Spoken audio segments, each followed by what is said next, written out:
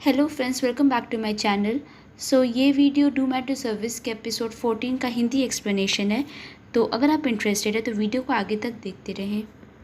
Episode 14 के starting में हम देखते हैं तक और म्योलमंग बाहर बैठे होते हैं जब तक उससे माफ़ी मांगती है। म्योलमंग भी उसे कहता है, माफ़ी किस लिए मांग रही हो? हमारी मेमोरीज भुलाने के लिए या इसलिए कि तुम फिर से मेरे इस हैंडसम चेहरे के प्यार में पड़ गई? तक उसे कहती है, सब चीज़ों के लिए। मुझे लगा था मैं अकेले सब कुछ संभाल सकती हूँ, लेकिन ये देखो मैंने क्या कर दिया। अब हम क्या करें आगे? म्योलमंग तक से कहता है, अब हमें फाइनली समझ आ गया है कि हम कुछ भी करें हम इससे भाग नहीं सकते, इसलिए क्यों ना हम अपनी किस्मत में जो है उसे अपना लें। तक म्योलमंग से पूछती है, तुम शुरू से यही प्लान कर रहे थे ना कि मेरे कारण खुद को ख़त्म कर लो? मैं कुछ भी तुमसे कहूँ, कुछ भी बोलूँ, कोई फ़र्क नहीं पड़ता। हम अपनी किस्मत से भाग नहीं सकते, ऐसे ही है ना? म्योलमंग कहता है, हाँ ऐसा ही है, और वो उसे माफ़ी मांगने लगता है। तक कहती है, तुम मुझसे माफ़ी क्यों मांग रहे हो? सब मेरी गलती है। अगर उस दिन मैं वो बेकार से विश नहीं करती तो हमें ये दिन देखना ही नहीं पड़ता। म्योलमंग कहता है, अगर ऐसा होता तो फिर तो हम मिल ही नहीं पाते और मेरी ज़िंदगी ना के बराबर होती जिसका कोई वजूद नहीं है, और मुझे ये मंजूर नहीं। मैं तुम्हारे लाइफ का एक हिस्सा रहना चाहता हूँ, भले ही एक बार ही सही, लेकिन बनना चाहता हूँ। ये सब मेरी गलती है, इसलिए अब सब कुछ मेरे हिसाब से रहने दो। और वो दोनों रोते रोते एक दूसरे को गले लगाते हैं। दूसरी तरफ आंट तक को हॉस्पिटल में ढूंढते ढूंढते परेशान हो रही होती है। तक आकर बताती है, मैं कुछ भूल गई थी। पीछे से म्योलमंग आता है और कहता है, हाँ ये मुझे भूल गई थी। आंट को भी अब म्योलमंग याद आ गया था। म्योलमंग उन्हें कहता है, मैं काफ़ी दिनों से बिज़ी था क्योंकि शादी की तैयारियों में लगा हुआ था। फिर वो उन्हें कहता है, हम दोनों शादी करने वाले हैं। दूसरी तरफ लीयून और सोंगक्योंग कैफ़े में होते हैं। जब लीयून उसे कहता है कि कैफ़े जल्दी बंद कर दो, फिर वो उसे अपनी सारी दुख तकलीफ़ बताने लगता। वो कहता, उस दिन पूरे दिन बारिश हो रही थी जिस दिन नाजिना ने किसी और को किस किया, लेकिन ये सबसे फ़र्क नहीं पड़ता। फ़र्क तो इस बात से पड़ता है कि नाजिना ने मुझे कल डंप कर दिया। सोंगक्योंग भी सोचता है कि लगता है ये थोड़ी बीमार है। वो उन्हें घर जाने को कहता है और उस वक्त मिस्टर चा आते और उसे कहते कि तुम घर चलो मेरे साथ। सोंगक्योंग जब नाजिना से मिलता है तो सवाल पे सवाल किया जाता है कि आपने किसको डंप कर दिया, आपने किसको किस किया, आपने कब किया, क्यों किया, वगैरह वगैरह। हॉस्पिटल में आंट उन दोनों को बताती है कि म्योलमंग और तक शादी करने का सोच रहे हैं। सोंगक्योंग और म्योलमंग बाहर बैठे हुए होते हैं। वो उसे कहता है कि आप इतने समय से आसपास नहीं थे, मुझे नहीं पता था कि आप शादी करने का सोच रहे हो। आप सच में बहुत महान हो और मैं आपके जैसा कभी नहीं बन पाऊँगा। ऐसा डिसीजन लेना आसान नहीं है। फिर वो म्योलमंग को अपने सेविंग्स के पैसे देता है जो वो 20 साल से जमा कर रहा था। वो उसे कहता है, मैं बहुत समय से दी को देना चाहता था ये पैसे, लेकिन समझ में ही नहीं आया कि कब दूँ। अब ये पैसों को आप शादी में यूज़ कर लेना। फिर वो म्योलमंग से कहता है, पहले मुझे आप बिल्कुल पसंद नहीं थे कि इतना हैंडसम और अमीर लड़का क्यों मेरी दी को पसंद करेगा जिसके पास कुछ भी नहीं है, लेकिन आप सच में उनसे बहुत ज़्यादा प्यार करते हो। वो सच में बहुत लकी है, शायद इसलिए क्योंकि उन्होंने अपनी पूरी ज़िंदगी दूसरों की चिंता करने में बिता दी, और शायद आप भी बहुत अच्छे हो, इसलिए तो आप उन्हें मिल पाए। म्योलमंग सोंगक्योंग की बातों को सिर्फ सुनता रहता है। फिर वो उसने कहता, आप हमेशा मेरे दी के पास रहना, ओके? म्योलमंग ही बोलता, हाँ मैं हमेशा उनके साथ रहूँगा। आगे नाजिना और तक साथ में होते हैं। जब नाजिना तक से पूछती है, तुम इतने अचानक से शादी करने का डिसीजन कैसे ले सकती हो? तक कहती है, वो ये चाहता है और मैं वो सब कुछ करूँगी जो म्योलमंग चाहता हो। फिर तक रोते रोते उसे गले लगाती है और कहती है, मैं क्या करूं, मुझे समझ नहीं आ रहा। मैं उसे भुला भी नहीं सकती और मैं जो भी ट्राई करूं वापस से उसी जगह पर आती हूं जहां से शुरुआत की थी। मेरे पास ज़्यादा समय भी नहीं है, अब मैं क्या करूं, मुझे कुछ समझ नहीं आ रहा। म्योलमंग गार्डन में है, वो बिल्कुल टूट सा गया है। उसके पास एक तितली होती है जो उसके टच में आते ही मर जाती। इस बात का संकेत है कि म्योलमंग सिर्फ बर्बादी ला सकता है और उसके आसपास के लोगों को बहुत ज़्यादा तकलीफ़ होगी। वो ज़ोर ज़ोर से रोने लगता है। मिस्टर चा और लियून घर पर होते हैं। बर्तन धोते वक्त वो मिस्टर चा को कहता है कि अब आपको मुझे झेलने की और ज़रूरत नहीं है, मैं यहाँ से निकलकर असली दुनिया में जा रहा हूँ। यानी कि वो घर छोड़ने की बात कर रहा था, जिसे सुनकर मिस्टर चा बहुत उदास हो जाते हैं। तक डॉक्टर से मिलती है।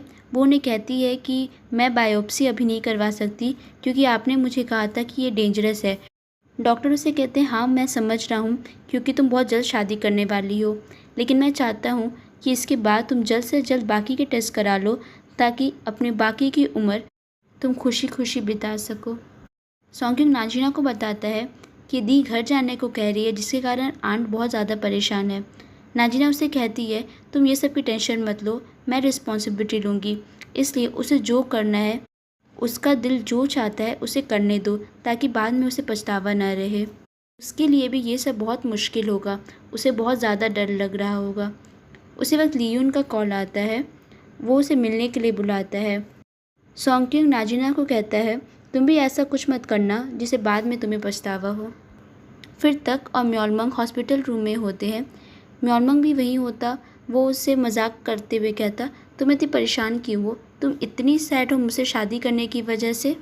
तुम्हें तो मैं बहुत हैंडसम लगता था ना, अब क्या हुआ? तुम्हें तो खुश होना चाहिए क्योंकि कितने कम लोगों को ये मौका मिलता है उस इंसान से शादी करने का जिन्हें वो पहली नज़र में हैंडसम लगे थे। फिर वो तक को सॉन्ग के सेविंग्स वाले पैसे को दिखाता है। तक कुछ कहती नहीं है, बस वो उसे गले लगा लेती। लियून और नाजिना प्लेग्राउंड पर मिलते हैं। जब लियून नाजिना को अपनी साइड की स्टोरी बताता है, वो नाजिना से कहता है कि मैं तुमसे इतना प्यार करता था कि तुम्हारे सामने हमेशा कूल बनना चाहता था, बेचारा नहीं। जब मैं बाहर गया था तो चीज़ें मेरे लिए भी मुश्किल थी, मुझे वहाँ की भाषा समझ में नहीं आती थी, मैं ट्रेनिंग में पीछे था, लेकिन फिर भी जब तुम कॉल या मैसेज करती थी मैं उसे रिसीव नहीं करता था क्योंकि मैं रो पड़ता अगर मैं तुम्हारी आवाज़ सुनता। नाजिना उससे कहती है कि तुम्हें मुझे ये सब कुछ बताना चाहिए था। लियून वहाँ से उठकर जाता है और उससे कहता कि अब हम तब मिलेंगे जब तुम सच में मुझसे मिलना चाहती हो, ज़बरदस्ती नहीं। लियून नाजिना के साथ एक अच्छे टोन पे सब कुछ ख़त्म करना चाहता था। वो कैफ़े जाता है जब उसे मिस्टर चा दिखते हैं। उन्हें देखते ही वो टूट जाता है और कहता है हमेशा नाजिना का ध्यान रखना, मैं पीछे नहीं हटा हूँ, इसलिए अगर तुमने ज़रा सी भी गलती की तो मैं तुम्हारी जगह लेने आ जाऊँगा। हॉस्पिटल में तक से मिलने डेटी आती है। डेटी उसे कहती है मैं तुम्हारी हेल्प करना चाहती थी, लेकिन ये देखो तुम तो और फीकी पड़ गई, और वो उसे माफ़ी मांगने लगती है। वो तक से कहती है तुम अपनी किस्मत को एक्सेप्ट कर लो। तक उनसे फिर से एक हेल्प मांगती है, लेकिन डेटी कहती है अब मेरे हाथ में कुछ भी नहीं, क्या तुम इस दुनिया को ख़त्म करना चाहती हो? तक कहती है हाँ, मैं उसके लिए ये दुनिया ख़त्म कर सकती हूँ। जिस पर डेटी कहती है नहीं, तुम ऐसा नहीं करोगी, मुझे मालूम है, मैं तुम्हें जानती हूँ। डेटी तक को गले लगाते हुए कहती है मेरी लाइफ बहुत बार ख़त्म हुई है, इसलिए मुझे सबसे अच्छे से मालूम है। लास्ट में सब कुछ एक्सेप्ट करने के अलावा हमारे पास कोई चारा नहीं होता। ये म्योलमंग का डिसीजन है, ये म्योलमंग के लिए हैप्पी एंडिंग है, इसलिए तुम उसके डिसीजन को एक्सेप्ट करो। तक उनसे कहती है अगर हम दोनों ही खुश नहीं हैं तो ये हैप्पी एंडिंग कैसे हुई? डेटी तक को समझाती है जब तुम लंबे समय तक जियोगी तब तुम्हें रियलाइज़ होगा ये सब कुछ हैप्पी एंडिंग है। अगर सब कुछ ख़त्म हो जाएगा तो कैसे मालूम चलेगा, इसलिए जियो। वो यही चाहता है तुम अपनी लाइफ खुशी से जियो। और ये कहते हुए वो तक के आंसुओं को पोंछती है। म्योलमंग एक ओल्ड लेडी से मिलता है। उस लेडी का आज लास्ट डे था। वो जाते वक्त म्योलमंग को अपने सारे गुलाब के फूल देती है और वो गुलाब के फूल ले जाकर वो तक को देता और फिर उसे शादी के लिए प्रपोज करता है। तक म्योलमंग से कहती है ये सब तो हम लोगों ने हॉस्पिटल से डिस्चार्ज करने के लिए कहा था, तुम्हें सच में फ्लावर लाने की ज़रूरत नहीं थी। जिसे म्योलमंग कहता किसने कहा कि हम सब मजाक कर रहे थे, मैं सच में तुमसे शादी करना चाहता हूँ। तक म्योलमंग से कहती तुम हमेशा ऐसे ही मेरे साथ रहना, कभी मुझसे अलग मत होना, ज़िंदगी भर। अब वो दोनों एक दूसरे को गले लगाते हैं। म्योलमंग और तक बाहर एक पेड़ को देखते हैं जिस पे म्योलमंग कहता है कि शायद अभी इसका लास्ट डे नहीं आया है, इसमें फिर से फूल आ सकते हैं। तक कहती है हाँ, और हम दोनों साथ में इसे फिर से देखने आएंगे, ठीक है। म्योलमंग और तक साथ में ग्रॉसरी शॉपिंग करते हैं, डिनर करते, टीवी देखते, एंजॉय करते हैं बाकी कपल्स की तरह एक नॉर्मल ज़िंदगी और टाइम। साथ में स्पेंड करते हैं। तक सोचती है जब तुम चले जाओगे तो फिर से स्प्रिंग आएगी, फिर से सुबह आएगी, तुम्हारी लाइफ ख़त्म होने के बाद मेरी ज़िंदगी शुरू होगी। वो दोनों साथ में हर वक्त रहते हैं, सोते हैं। तक सोचती है तुम हमेशा मुझे याद आओगे, क्या मैं तुम्हारे बिना ये सब कुछ बर्दाश्त कर पाऊँगी। अब तक की ज़िंदगी का आखिरी दिन था, डे 1, जब तक सबको अपने गिफ्ट देती है जो उनके लिए ख़रीदी थी और साथ में एक नोट सबको भेजती है। वो नाजिना को फाउंटेन पेन देती है, सौंक्यूंग को उसके शूज़ देती और मासी को उनका बैग। वो उन्हें नोट पे कहती है कि आप सबके प्यार को मैं खोना नहीं चाहती हूँ। तक अपने मम्मी पापा की फ्यूनरल में आती है। वो बहुत रोती है क्योंकि वो कुछ भी करे, कुछ भी चूज़ करे, उसे दर्द होगा, इसलिए उसे बहुत ज़्यादा डर लग रहा है।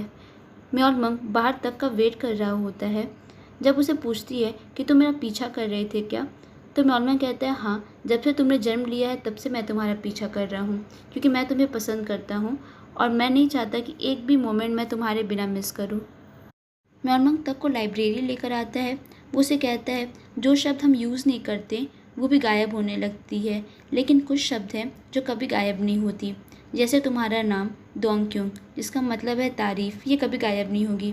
तक कहती और इंसान, तो म्योलमंग कहता है हाँ, वो भी उनमें से एक है जो कभी गायब नहीं होगी। नींद में तक म्योलमंग से कहती है तुम हमेशा मेरे साथ रहना, कभी अचानक से गायब मत होना। उस वक्त म्योलमंग डेटी से मिलने बाहर निकलता है। म्योलमंग डेटी को कहता है मैं आपको बाय बोलने आया था। डेटी बोलती है कि अगर वो दुनिया की बर्बादी मांग भी ले तो ये ज़रूरी तो नहीं कि दुनिया सच में ख़त्म हो जाएगी, क्यों ना एक चांस लिया जाए। जिस पे म्योलमंग कहता नहीं, मैं श्योर होना चाहता हूँ, मैं कोई चांसेस नहीं लेना चाहता, मैं उसकी ज़िंदगी और इस दुनिया को बचाना चाहता हूँ। डेटी म्योलमंग से कहती है लेकिन मैं इस इंसानी शरीर को पसंद करने लगी हूँ, मुझे थोड़ी समय और इस शरीर में रहने का मन है और मैं बहुत कुछ और देखना चाहती हूँ। म्योलमंग उससे पूछता है ऐसा पहली बार है ना कि तुम और जीना चाहती हो। डेटी कहती है हाँ, मैं बहुत खुश हूँ, मैं बहुत कुछ देखना चाहती हूँ, जैसे कि फ्लावर्स, मैं बहुत सारे फ्लावर्स को देखना चाहती हूँ, हर जगह लहराते हुए मैं उन फूलों को देखना चाहती हूँ। म्योलमंग को पास न देखकर तक बहुत ज़्यादा परेशान होती है। म्योलमंग उस वक्त उसे आता है, उसे परेशान देखकर वो उसे गले लगाता है। तक कहती है अब समय नहीं है मेरे पास, इसलिए कुछ करो जिससे मैं किसी से प्यार ना करूँ, यही मेरी विश है। म्योलमंग कहता है कि मैं ऐसी विश को पूरी नहीं कर सकता। तक म्योलमंग को रोते रोते कहती है मैं ऐसी लाइफ नहीं जी सकती, इस लाइफ का कोई मतलब ही नहीं है। म्योलमंग कहता है लेकिन मेरे लिए है, जब तुम चली जाओगी जिनसे तुम प्यार करती हो वो सब चले जाएंगे तो मेरी ज़िंदगी वापस से खालीपन में बीतेगी, मैं वापस से उस ज़िंदगी में नहीं जी पाऊँगा। तुम इंसान हो, तुम फिर से प्यार कर सकती हो, तुम ये सब के उभर पाओगी, लेकिन मैं नहीं। मैं खाता पीता नहीं हूँ, सोता नहीं हूँ, प्यार में नहीं पड़ सकता, इसलिए मेरे लिए ये सब चीज़ें बहुत ज़्यादा मुश्किल है। और वो दोनों बहुत ज़्यादा रोने लगते हैं। बाद में तक म्योलमंग से कहती है मैं एक विश मांगना चाहती हूँ, मैं सच में एक विश मांगना चाहती हूँ। वो उसे कहती है तुम मुझे अपने साथ अपनी दुनिया में ले चलो, चाहे वो सपना ही क्यों ना हो, लेकिन मुझे अपने आखिरी दिन तुम्हारे साथ रहना है, मेरी ये विश को तुम ज़रूर पूरी करो। म्योलमंग तक को अपनी दुनिया में लेकर आता है जहाँ कुछ भी नहीं होता, सब शांत है, बंजर है। वो तक से कहता है यहाँ मेरा कोई अस्तित्व नहीं है, इसलिए ऐसी ज़िंदगी ही बेकार है जिसमें तुम हो ही ना। तक को म्योलमंग के लिए बहुत बुरा लगता है। वो उसे कहती है तुम सच में बहुत ज़्यादा अकेले हो। फिर तक म्योलमंग को चर्च लेकर आती है। म्योलमंग उससे पूछता है कि यहाँ क्यों आए हैं हम। तक कहती है प्रार्थना करने के लिए। जैसे म्योलमंग कहता यहाँ कोई भगवान नहीं, क्योंकि यहाँ कोई इंसान नहीं रहता। तक कहती लेकिन मैं अभी यहाँ पर हूँ, और वो प्रार्थना करने लगती। म्योलमंग भी उसे देखकर प्रे करना स्टार्ट कर देता। बाद में जब वो दोनों एक दूसरे से पूछते कि तुमने किस बारे में प्रार्थना की, तो म्योलमंग अपनी प्रार्थना को नहीं बताता। तक कहती मैंने ये प्रे किया कि मैं अब किसी से प्यार न कर पाऊँ। हाँ, मुझे पता है कि ये विश मेरी पूरी नहीं होगी, लेकिन फिर भी मैं लास्ट टाइम तक ट्राई करना चाहती हूँ। फिर वो म्योलमंग को कहती है आई लव यू। वो म्योलमंग से माफ़ी मांगने लगती है, क्योंकि उस दुनिया में वो सबसे ज़्यादा उसी से प्यार करती थी, जिसकी वजह से वो अब गायब होने वाला है। लेकिन म्योलमंग उससे शुक्रिया कहता। वो कहता शुक्रिया मुझसे प्यार करने के लिए, और फिर वो तक को किस करता है। वो दोनों किस करते हैं। वापस लौटकर म्योलमंग तक का हाथ मांगता उस ब्रेसलेट को रिचार्ज करने के लिए। तक म्योलमंग से कहती है, मैं तुम्हारे साथ लास्ट मोमेंट तक रहना चाहती हूँ। मैं तुमसे बहुत प्यार करती हूँ और मुझे बहुत डर लग रहा है। म्योलमंग तक से कहता, मैं अपने साथ तुम्हारी तकलीफ़ ले जाऊँगा। मैं तुम्हारे लिए ही बना हूँ, इसलिए तुम परेशान मत हो और एक खुशहाल ज़िंदगी जियो। मैंने यही प्रार्थना की थी कि तुम मेरे बिना भी अपनी ज़िंदगी खुशी से बिता सको। तक कहती, लेकिन मेरी ज़िंदगी खुशी से बिताने के लिए मुझे तुम्हारी ज़रूरत है। मुझे खुश रहने के लिए तुम्हारी ज़रूरत है। म्योलमंग तक से कहता है, मैंने तुम्हें कहा था ना, जब बारिश होगी तो भले ही तुम्हारे पास छाता ना हो, लेकिन रुकना मत। तुम भागती जाना और जल्द ही तुम घर पहुंच जाओगी। मेरे जाने के बाद भी तुम पीछे मुड़ कर मत देखना, बस आगे बढ़ती जाना ताकि। और धीरे धीरे म्योलमंग गायब होने लगता है और इसी तरह वो आखिर में गायब हो जाता। तक सिर्फ देखती रहती है, अपने सामने म्योलमंग को गायब होता हुआ देख। वो रोने के अलावा और कुछ नहीं कर सकती और उसी वक्त बारिश होना शुरू हो जाती है। और इसके साथ ही एपिसोड 14 यहीं पे ख़त्म होती है। अब इस ड्रामा के सिर्फ 2 एपिसोड्स बचे हुए हैं। मुझे ऐसा लगता है कि शायद हमारे लीड्स को एक हैप्पी एंडिंग मिल सकती है। तो हमें हैप्पी एंडिंग मिलती है या नहीं, इसे जानने के लिए हमें आगे के एपिसोड्स देखने होंगे। तो अगर आपको वीडियो अच्छी लगी तो मेरे चैनल को प्लीज़ सब्सक्राइब कर लीजिए। वीडियो को ज़रूर लाइक कीजिए, अपने दोस्तों के साथ शेयर कीजिए और ऐसे ही और ड्रामा के एक्सप्लेनेशन के लिए नोटिफिकेशन बेल को ज़रूर दबाएं। चलिए मिलते हैं अगले एपिसोड्स के साथ। तब तक के लिए bye bye, stay safe and thank you.